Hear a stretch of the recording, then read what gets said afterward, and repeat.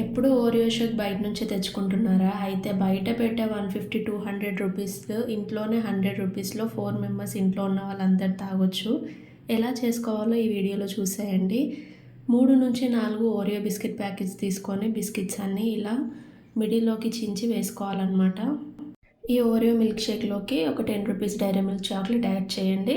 మీకు చాక్లెట్ ఇష్టం లేకపోతే స్కిప్ చేసుకోవచ్చు. చాక్లెట్ యాడ్ చేసిన తర్వాత మీరు ఎంత ఇష్టపడతారో అంత షుగర్ యాడ్ చేసుకోండి.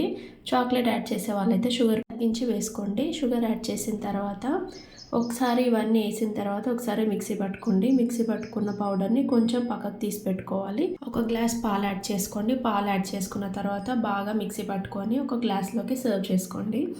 ఇంకా ఏ క్రీమ్ బిస్కెట్తో చేసుకోవాలన్నా సేమ్ ఇదే ప్రాసెస్ అనమాట. మీరు ఇలానే ట్రై చేయండి, చాలా బాగా వస్తుంది.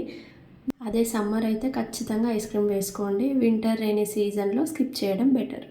నేను ఇక్కడ ఐస్ క్రీమ్ యాడ్ చేయలేదన్నమాట. మీకు ఇష్టమైతే ఐస్ క్రీమ్ యాడ్ చేసుకొని ఈ మిల్క్ షేక్ని ఎంజాయ్ చేయొచ్చు. చాలా టేస్టీగా ఉంది, చాలా బాగా వచ్చిందనమాట.